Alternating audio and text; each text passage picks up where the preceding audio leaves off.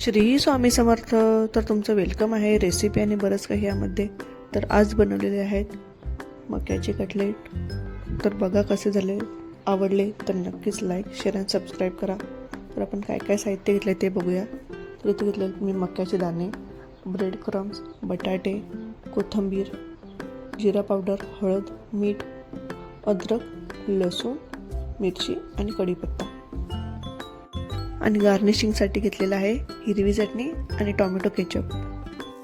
तर पहिले आता मिक्सरच्या भांड्यामध्ये कॉर्न घेते.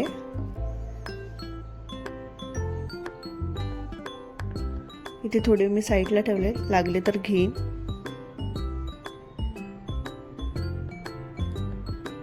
तर त्यामध्ये आता टाकते कढीपत्ता. कढीपत्ता स्वच्छ धुवून त्यात टाकलेला आहे. आता टाकते हिरवी मिरची. मिरची तुम्ही कमी जास्त टाकू शकता.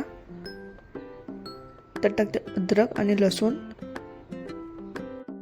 आता त्याला अर्बट वाटून घ्यायचं आहे.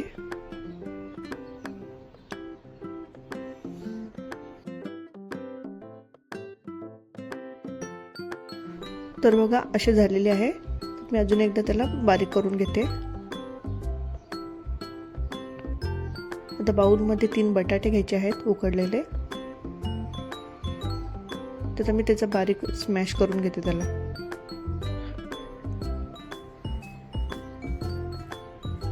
अशा प्रकारे स्मॅश करून घ्यायचे आहे. आता जे वाटलेलं सारण आहे ते त्यामध्ये टाकते.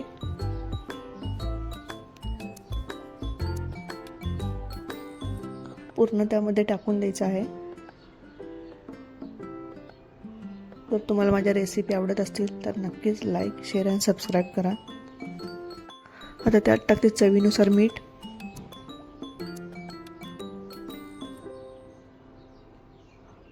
हळद,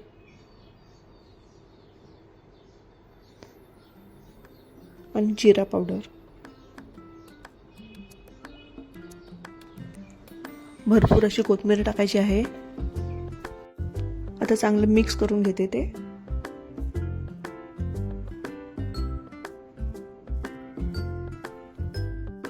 चांगलं एकजीव झालं पाहिजे.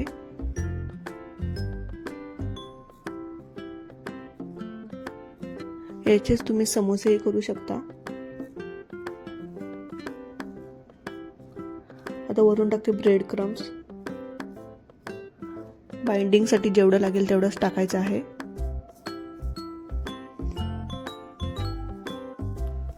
आणि पुन्हा एकजीव करून घेते ते.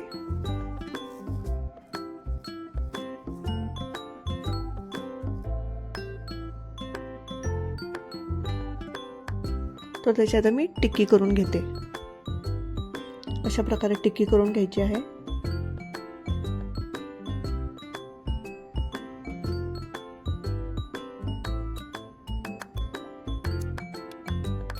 जर तुम्हाला वाटलं तर ब्रेड क्रम्स अजून टाकू शकता. तर इथे आपले टिक्के करून झालेले आहेत.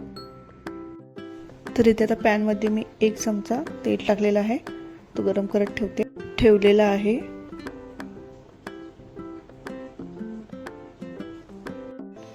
तर तुम्ही त्याला टिक्की किंवा कटलेटही म्हणू शकता. तर अशा प्रकारे आपली आता टिक्की पॅनवर ठेवते.